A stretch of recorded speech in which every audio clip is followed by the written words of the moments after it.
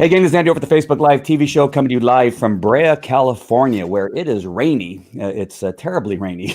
It's like we had a whole storm last night and flooded the backyard.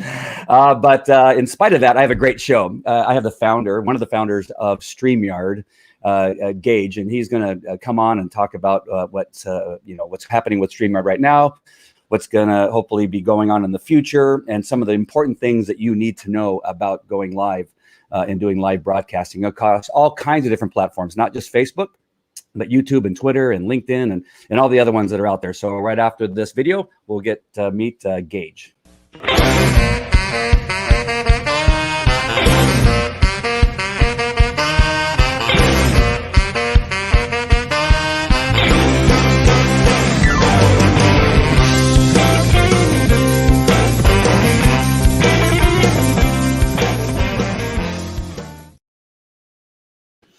Oh, you were supposed to be up there. Sorry about that. Oh, no worries. Hey, Geige, how you doing? I got to thank you for being able to do this kind of show where you have an intro, a cool intro, that kind of stuff. You guys have put together a great platform, but welcome to our show, the Facebook Live TV show. Absolutely. Thanks so much for having me on. I really appreciate it. And I'm excited to be here and chat about live streaming. So awesome. I just in case people don't know this, I've been doing live streaming for a very long time. There used to be a platform called Blab, and there was Meerkat and some other stuff that were just run off your phone. So I started doing stuff back then. I started doing a bunch of videos about 5-10 years ago. I was one of the first people on YouTube doing dog training videos. And so video has been a very important part of my marketing for my business.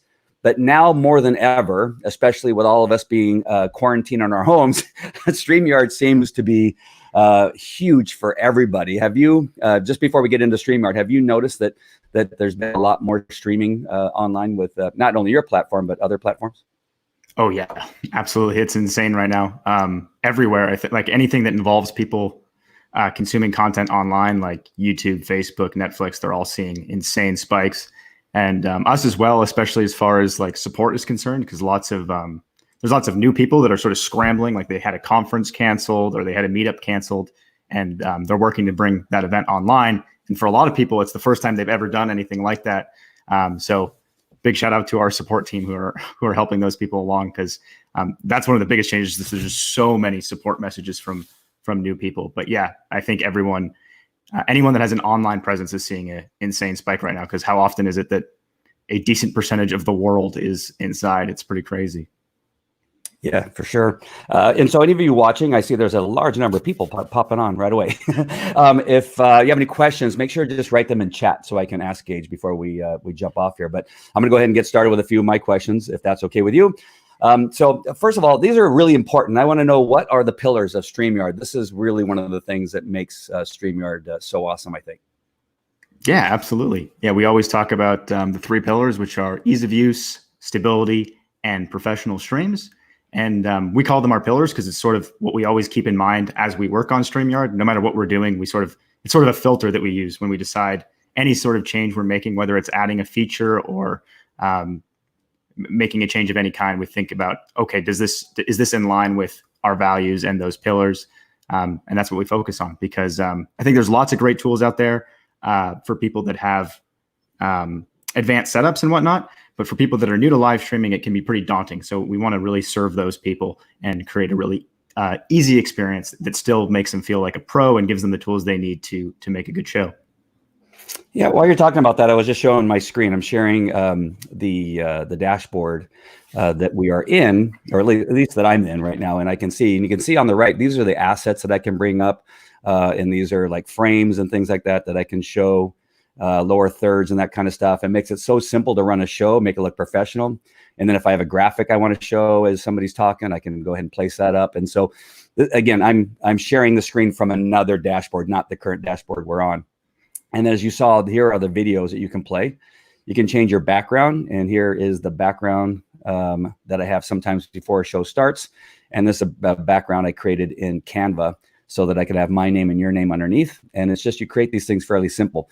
And what I love about StreamYard is that it does, in fact, make that aspect of broadcasting so simple. You can be talking to your audience. You can be looking at the comments that are coming through and changing and the simplicity of the platform is just so awesome that anybody who's not done live broadcasting before can do it fairly simply. So I think those pillars are what my next question is going to be, is what sets StreamYard apart from the others. Where was it that you and Dan, who was the other founder, correct? Or I'm not sure if that's right, Dan Briggs. Yep.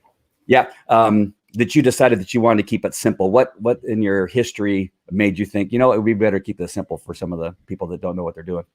Yeah, absolutely. Thanks for that demo, by the way. I appreciate that. Yeah. We went to university together, and we knew each other for a long time. And our backgrounds weren't actually in software, believe it or not, but we did a lot of software projects and just found that we really enjoyed it.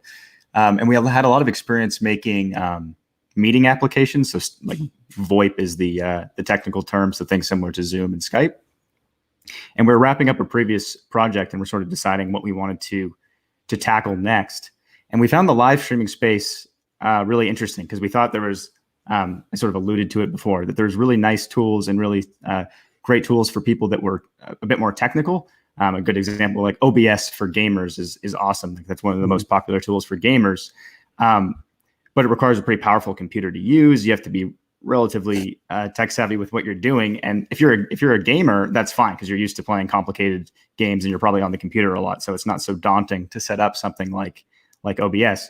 But we saw like the success Twitch was having, and we figured, like, why does it just have to be for gaming? Like, because Twitch is doing this awesome stuff for the gaming community, where there's this whole industry that has popped up. Like, there's gaming commentators, there's gaming coaches, like there's just this giant industry, and a huge catalyst for that was live streaming on Twitch.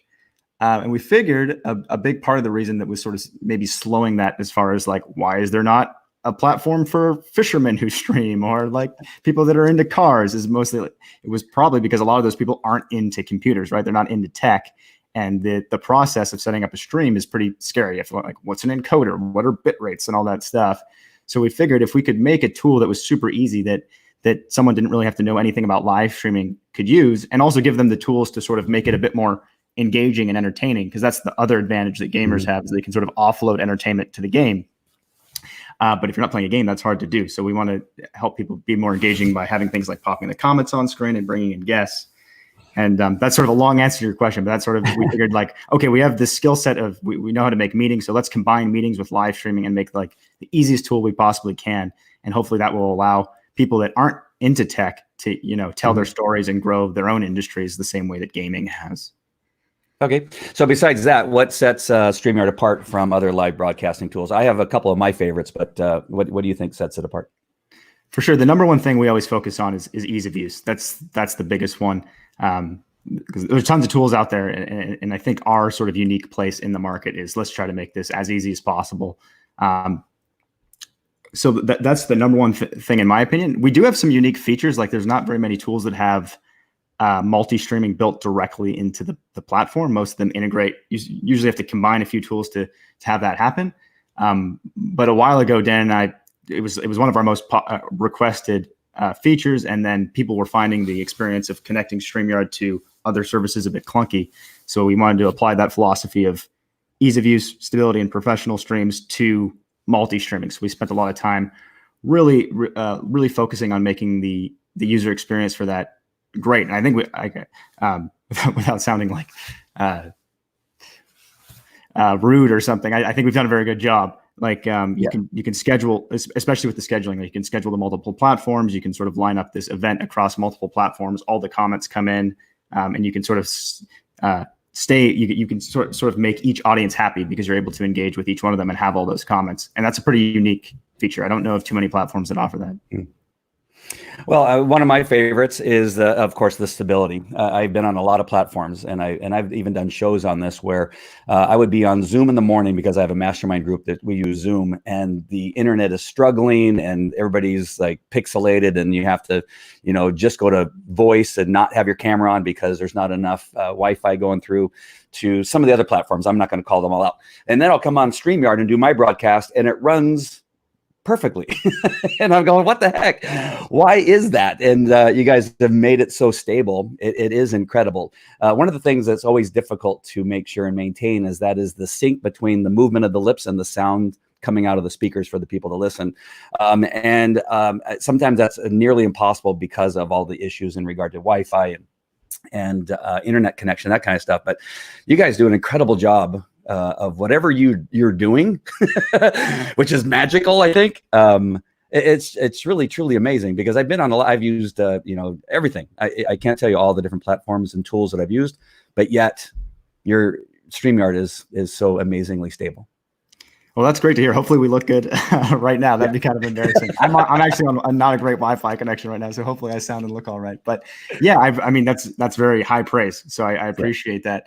But yeah, it's something we really prioritize, and it's something we're always working on too, right? It's not something that's ever going to be done. Like, we're constantly analyzing how streams are going and what people are having issues with, and just trying to continue to improve and iterate on stability. And yeah, I think we're in a good place. But it's always something we want to continue to improve, especially like you said, like one of the most common issues people run into is sort of a shaky Wi-Fi connection, which leads to like hiccups and possibly sync issues and things like that. And there are things we can do to improve that. So that's something we hope to continue to improve, is help people that are on those poor connections, that are on a cell phone with a spotty Wi-Fi connection. And we can sort of address that by because it's sort of this challenge of maintaining you have to be real time so you can do the interview. But you also want to, for anyone that's technical, you can sort of avoid some of that by introducing a delay. So it's basically, give them, I'm getting too technical here, but there's things we can do to improve that. And we're going to continue to do that, because it would be awesome if we could have everyone, regardless of the connection. Like, we don't want people to have to think about that stuff eventually. We think it'd be great if you could just hop on despite having a poor connection, still have a good experience. There will always be a limit. Like, you can only have so bad of a connection, but it's something we'd like to continue to improve. Right. And the second thing I want to say before is the community and support that you give your customers. And I know that right now it's probably getting more and more difficult as you are now into the thousands of customers. Early on, when I first engaged with you guys, you had maybe a couple thousand. Now I'm sure you're in the tens of thousands. I'm guessing, at least approaching there. But you still do a great job in the community. You have a show that you guys do every Sunday. Ask questions of the audience to see what it is people want and what they like and don't like and that kind of stuff. So I gotta say that's my number 2 favorite thing with you guys. Maybe it's because you're Canadian. I don't know, but you guys are so nice. Yeah, it's definitely important to us. Like, I'm surprised how there's definitely a lot of companies that do a good job of it, but there's a lot that don't, which surprised me because it's so useful. Like, I love engaging with our community and talking to them because it gives you such great insights as to like how people are using the product, what their pain points are.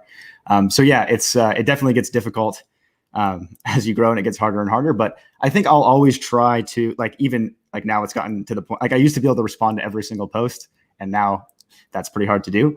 But I'll always try to stay active and engage when I can, because it's very useful to just to continue sort of have a sense of how people are feeling and what they think about the product. But yeah, there's a lot of people now.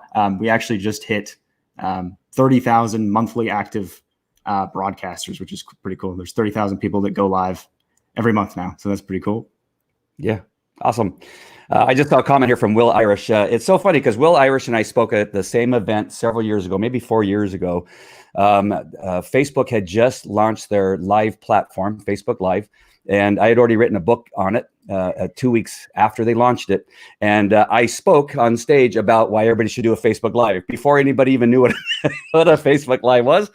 And Will Irish was there. I forget, he was talking about Facebook ads, I believe. I could be wrong, Will. But another influencer on Facebook ads, and just a great guy to get to know. So Will, it's so fun. And Will had to borrow my computer to do his presentation. We were at a social media marketing thing. And so it's so fun to see Will there. But a good guy to have using your platform. That was actually where my original point was.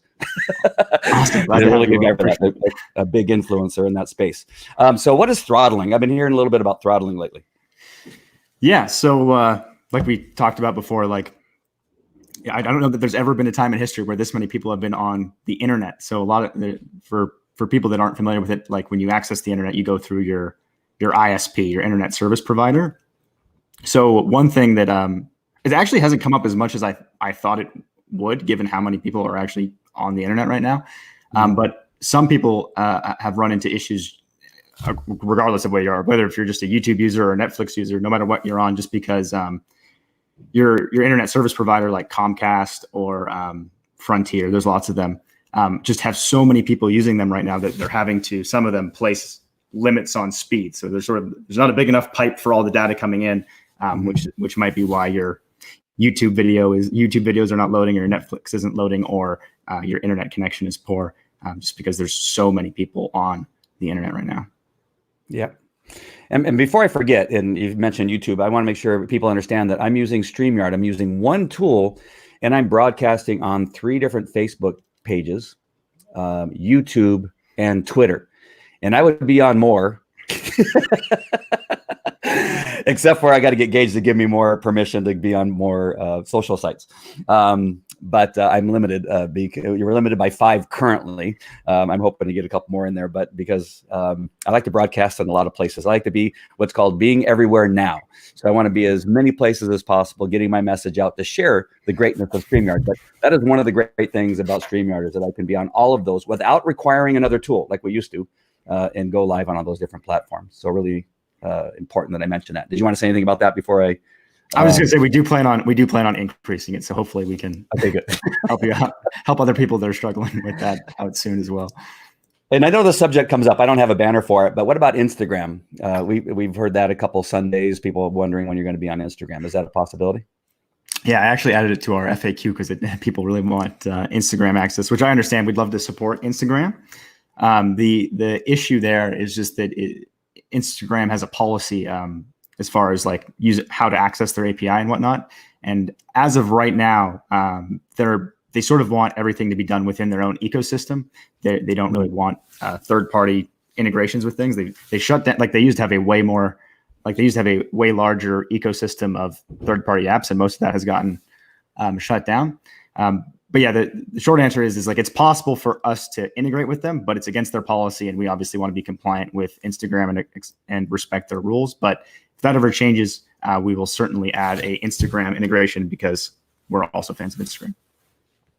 All right, this leads into our next question, and that is, how difficult is it to keep up with the changes in the social platforms and their APIs and all the other shenanigans that happen? It's difficult. It's a challenge for sure. Luckily, like once, I'm trying not to get too technical, but they give you warnings, right? So most of the time, not always. Every once in a while, there's some crazy change they didn't tell you about. But I mean, I'm sure no matter what you're working on, there's always challenges. But just being dependent on so many other platforms is certainly a challenge, because they can change things at any time, and you don't necessarily know about it. But I think we do a good job managing it, and it helps we have good relationships with all of them. So that helps as far as like keeping tabs on what's going on. But it's definitely been a change for me, because before StreamYard, I was definitely not a social media person. I had a Facebook. I think that was pretty much it. I've made some, like most of the profiles I've made after starting StreamYard, just because like I better be familiar with all these places people are going live to. So having to keep track of all the changes they make is certainly a challenge, but I enjoy it. Like I'm a much bigger fan of social media now than I used to be. I definitely understand the value in it. But yeah, there's definitely challenges. Yeah, well, I got some weird disease talking about social platforms. I created a new show called the COVID-19 live TV show, where I'm just doing things that I'm showing what you do during being quarantined with COVID-19. So last night I cooked dinner and showed people how to make a hanger steak and what whiskey to drink. Yeah, so I don't know why you mentioned that, but what important aspects of live broadcasting are simply out of StreamYard's control? And we've already talked about a few things, but is there anything that we missed about, sometimes there's a weak Wi-Fi and there's nothing StreamYard can do about that? What are some of the other things that people need to be aware of?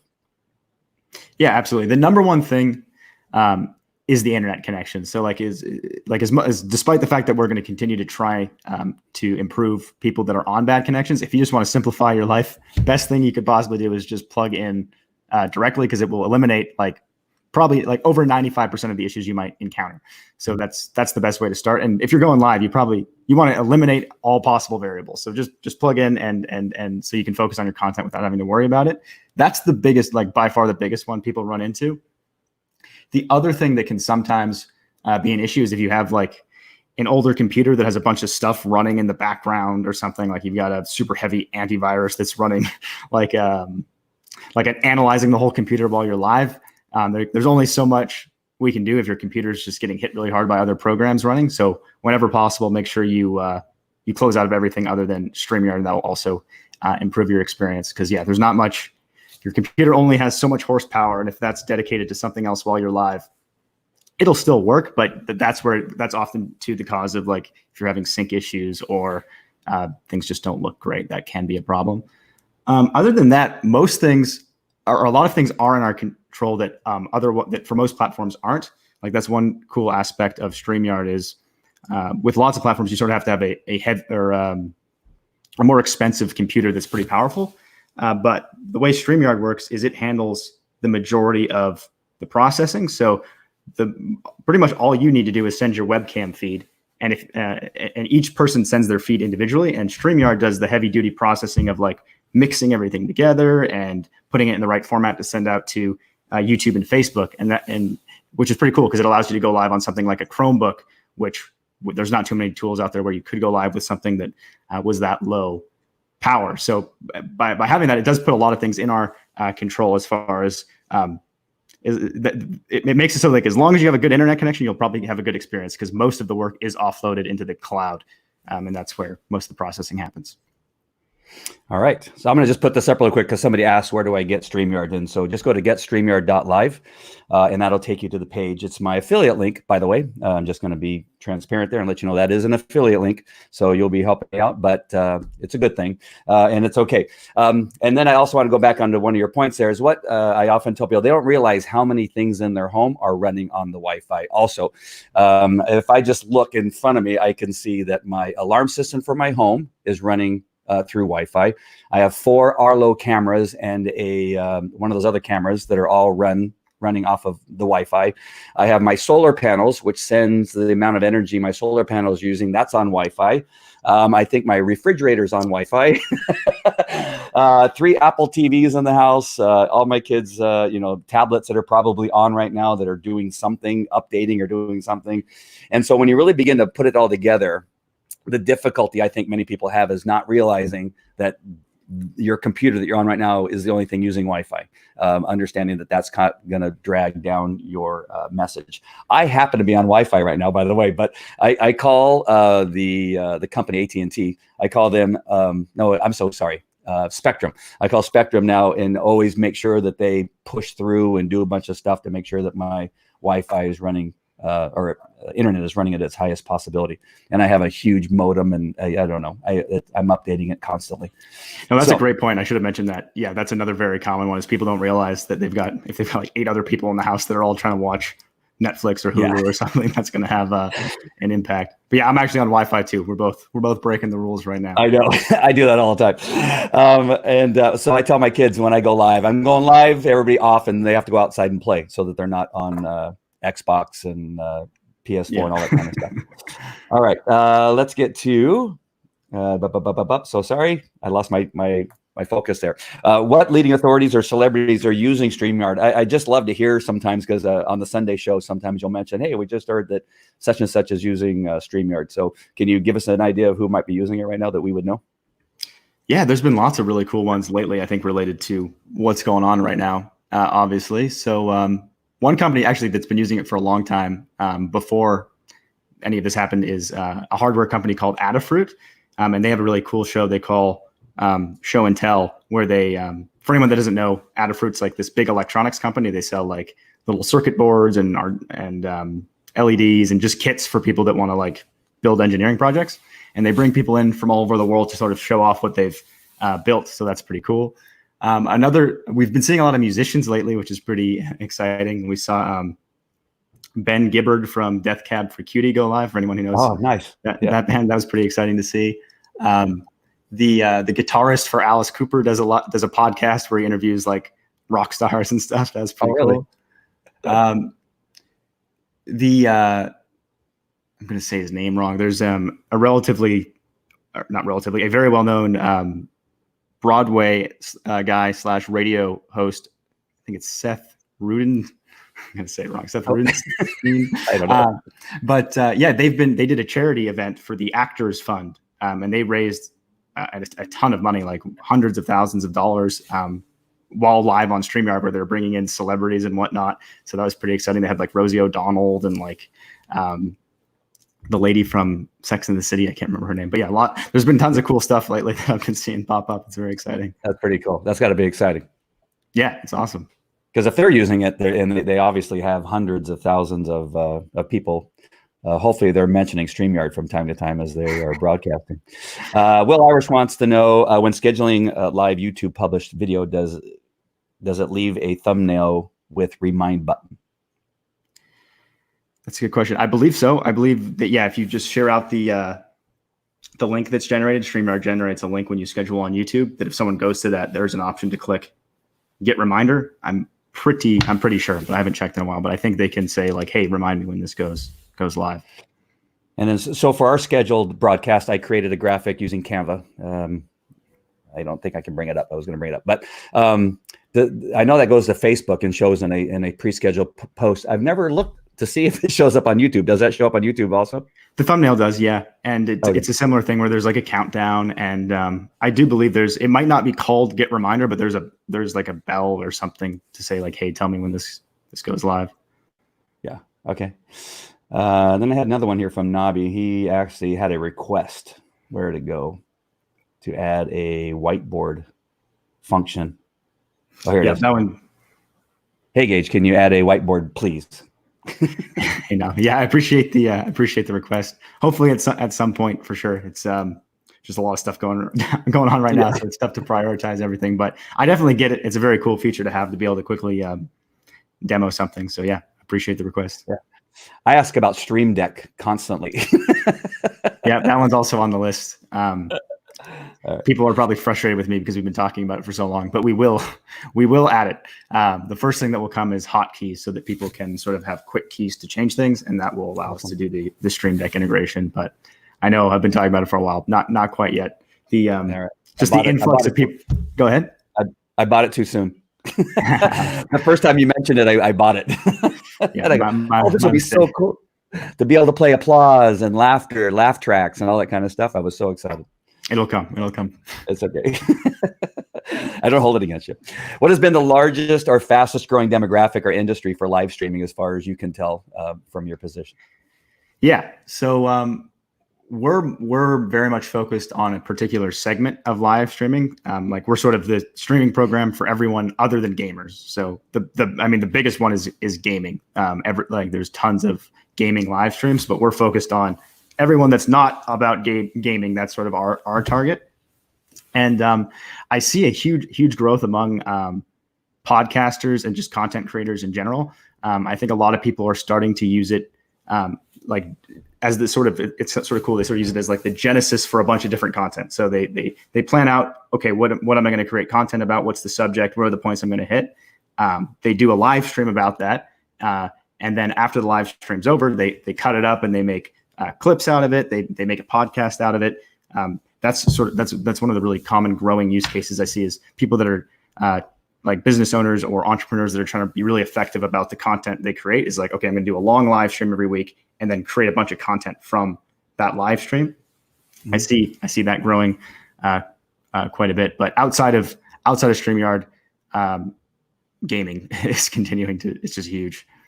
Yeah, I was thinking that maybe churches might be there. I actually put out a Facebook post when all this happened, because I knew they were going to shut down churches, and said, if there's any church that needs help running a live broadcast, let me know. And sure enough, I was hosting a church service here at my house yesterday. Yeah. I was hoping that the house wouldn't fall down, but had to hide all my liquor. Anyway, we had the band here, a guitarist and a drummer, and then the pastor came on and gave his message. And so I thought that was pretty cool to be able to help out a church that didn't have the technology to be able to do that. It ran seamlessly on StreamYard, and so I appreciate the opportunity that StreamYard has given me to kind of reach out in the community and help out where I can. But I know churches are scrambling to try to get their message out to their peeps. Yeah, that's awesome. That's awesome to hear. I was speaking like kind of the circumstances now have definitely changed the live streaming landscape. So as far as today, that's there's tons of churches now that are like quickly scrambling to bring their services online, and schools that are scrambling to sort of like I'm seeing lots of elementary schools that are going to like an unlisted YouTube channel and having the kids watch on the YouTube channel. So that's pretty cool. And then obviously tons of conferences, people that have had to cancel a conference that are now bringing that conference online. Right. Yeah. I'm a vice president of the PTA at my school, and I was trying to get the teachers to use StreamYard, but they all wanted to use another platform for right now. The Google Classroom comment. I've tried those things, and I try to tell them StreamYard is so much easier. Why are you trying to get these 10-year-old kids to figure out Google Classroom and Zoom and stuff like that? Sorry to say the names, but I just said StreamYard's so easy. Just get them into a private group, and you can teach class there and bring them on and ask questions. And there's lots of good tools. There's lots of good tools out there, and I totally get the use case for some tools. So yeah, it makes sense. All right, one more question, and I'm going to let you go. What is on the horizon for StreamYard? We've mentioned a couple things, but where do you think this is going to go? Are you going to sell it, and then we have to deal with people that don't know what they're doing? What's on the horizon? Where are you guys going with this platform? Yeah, that's a good question. Dan and I love working on it. So I have our only plans right now are let's continue focusing on those 3 pillars and making the product as easy as possible, as stable as possible, and as professional as possible. So I love serving our users. I love what we're doing. I don't really have any interest in getting selling it and having to go work for a company. So we're all in on it. We just want to continue to grow our business and grow the tool and create the best possible user experience we can. That's what we care about. All right. Well, that's good then, because I don't want to, be telling people all about this, and then you sell it to Elon Musk or somebody like that doesn't know what they're doing. I feel like Elon Musk probably come up with something interesting, but yeah, it's not in my plans. Come on. You guys are too cool. I mean, I'm so jealous that you're so young and having so much success with this thing. And I just love being a small part of what it is you guys are doing. If you ever need anything from me, always know that door is open. I really appreciate the effort and everything that you do with StreamYard, because it is just so happens it's kind of the thing I like doing. As Eric on here said that, where did he put that? He said that I'm the one causing all the throttling because I've been on so much talking about StreamYard. So anyway, if you guys want to get StreamYard, just go to getstreamyard.live. That is an affiliate link of mine. But go ahead and go there, or just go to StreamYard.com. But I would really appreciate it if you went to getstreamyard.live. That would be awesome. And anything else before I let you go, Geige, that you wanted to mention before and I didn't ask you? No, thank you so much for the kind words. I think this is my second time on your show. I love joining you live. So thanks for the invitation, and thank you to the viewers for watching us. Stay healthy, stay safe. Appreciate it. All right. Awesome. Thank you guys for watching. We'll talk to you at the next one. I'm sure I'll be on in a couple hours doing something else. See you later.